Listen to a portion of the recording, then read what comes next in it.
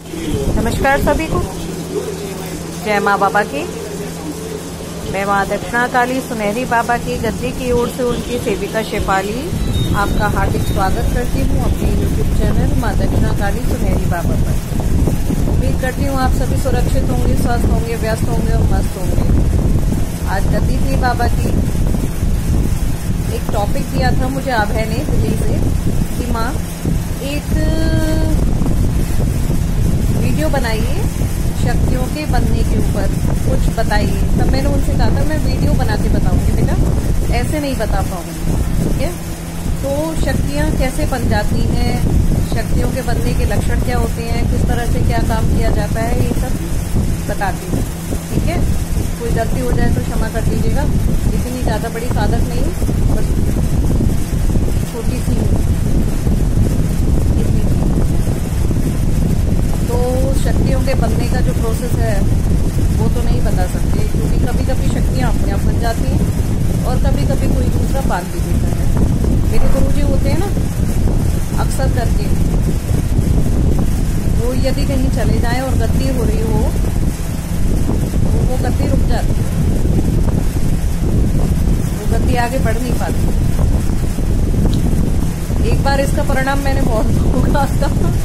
मैंने थोड़ा सा गुरु का कह लीजिए अज्ञानतावश मेरे से थोड़ा सा अनादर हो गया था उनका, और उस वक्त मेरी शक्ति बन गई, क्योंकि गुरु का ये कहिए अज्ञानता में ही सही अपमान हुआ था। तो फिर उसके लिए 2 महीने 2.5 महीने में बड़ा परेशान रही थी। उसके बाद में मैंने गुरुजी से बात की इस विषय में, तब गुरुजी ने बोला कुछ नहीं होगा, आप करो, सब सही है। उसके बाद में मैं सही हो गई। तो हुआ यूं था, वो तो चलिए छोड़िए क्या हुआ कैसे हुआ, लेकिन मेरी भी शक्ति बन गई थी। तो मुझे पता है कि लक्षण क्या होते हैं। ठीक है, तो एक तो शरीर आपका ऐसा लगेगा जैसे बांध दिया किसी ने, बंधा बंधा सा हो जाएगा, शरीर बंधा बंधा सा हो जाएगा, परेशानियां शुरू हो जाएंगी, शरीर में तकलीफें, गला भारी रहेगा, और आप अगर गद्दी पे बैठ जाएंगे तो पूछा नहीं दे पाएंगे, आपकी बातें गलत निकलेंगी। शक्ति आपके शरीर में तो होगी पर बोलेगी नहीं, वाइब्रेशंस होंगे, कंपन होंगे, रोमचंद्र खड़े होंगे, सब कुछ होगा, बट शक्ति बोलेगी नहीं, कुछ भी पूछा नहीं दे पाएगी, है ना। तो हो जाता है, शक्ति बन भी जाती है अपने आप ही, और कभी कभी शक्ति रुष्ट होकर बनती है और कभी कभी कोई दूसरा भी बांध देता है। तो इसमें क्या होता है, जो शक्ति बनने के लक्षण हैं वो है कि एक तो शरीर भारी भारी रहेगा, आंखें चढ़ी चढ़ी सी रहेंगी, आपको इतनी ज़्यादा बेचैनी होगी जिसका जवाब नहीं होगा। बेचैनी बहुत रहेगी, आपको बहुत बेचैनी रहेगी, पूछा नहीं दे पाएंगे किसी की। यदि आप गद्दी पे बैठ जाएंगे तो पूछा नहीं दे पाएंगे, है ना।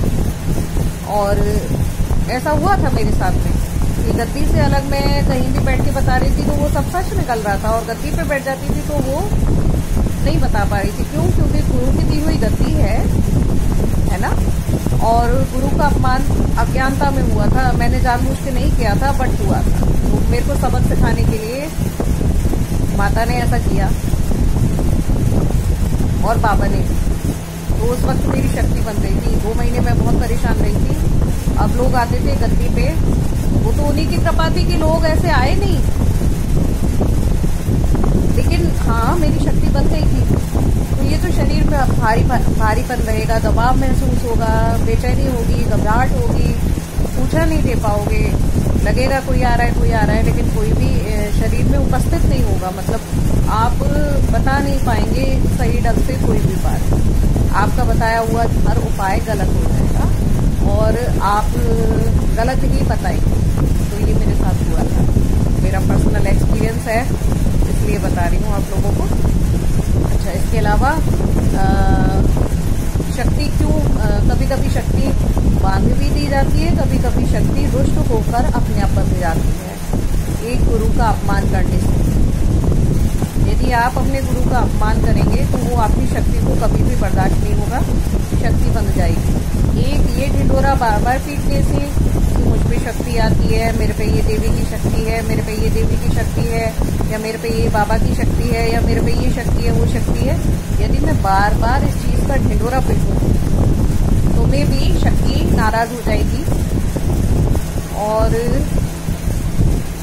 पूछा नहीं देगी या बंद जाएगी, है ना। और यदि मैं लगातार गलतियों पे गलतियां करती रहूं, शक्तियों के संकेतों को ना समझूं, तो भी ऐसा होगा, शक्ति बंद जाएगी, है ना। और तांत्रिक लोग होते हैं वो बांध देते हैं। और इसके अलावा जैसे आप जगह जगह भटको, कई जगह जाओ, कभी इस गद्दी, कभी उस गद्दी, कभी इसके पास, कभी उसके पास, तो क्या होगा ना, आपकी शक्ति जो होगी वो रुष्ट हो जाएगी और बंद जाएगी। एक तो आपके ऊपर शक्ति है, उसे आप मान नहीं रहे हो, है ना।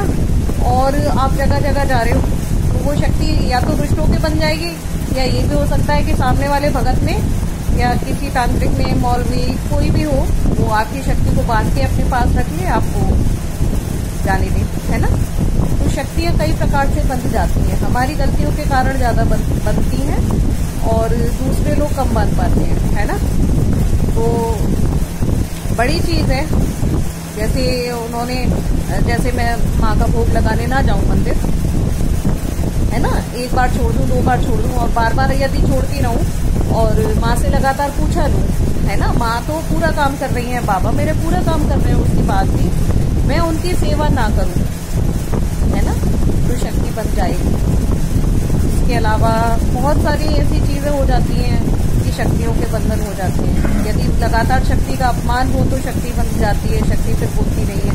कई भगत होते हैं, कई लोग होते हैं, कहते हैं खुली आंखों से सब कुछ पिक्चर की तरह दिखाई देता था, हम सब कुछ बता देते थे, फिर इसके बाद में हमारी एकदम पता नहीं क्या हुआ है, अब हम देख नहीं पाते, कुछ बता नहीं पाते, या जो बताते हैं वो गलत निकल आता है। तो ये भी शक्तियों के बंधने के लक्षण होते हैं। कभी कभी हम बांध देते हैं और कभी कभी दूसरे लोग बांध देते हैं, है ना। तो इसके अलावा यदि आप कुछ पूछना चाहें, लक्षण भी बता दिए हैं और क्यों बन जाती हैं, कैसे बन जाती हैं। तो सबसे बड़ी चीज है, आपने जो नियम बनाए हैं उन नियमों का पालन करें और कम से कम उतनी पूजा अवश्य करें जितनी कि आपने नियम में बनाई है, कि हाँ ये जैसे आपने वचन भर दिया है कि हाँ मैं ये वाला काम करूंगी पूजा में या करूंगा ही, तो वो काम अवश्य करें, है ना। तो जो शक्तियों की जरूरतें होती हैं उनको भी पूरा किया जाता है, अन्यथा शक्तियाँ बंध जाती हैं। इसके अलावा यदि आप कुछ पूछना चाहें तो बताइएगा, और यदि आपको कुछ पता हो तो वो बताइएगा। अच्छी बात है, थोड़ी सी जानकारी हमें भी मिल जाती है आप लोगों के माध्यम से। यदि कोई गलती हुई हो तो क्षमा मांगती हूँ। जय माँ बाबा की। लाइक करें, शेयर करें, सब्सक्राइब करें।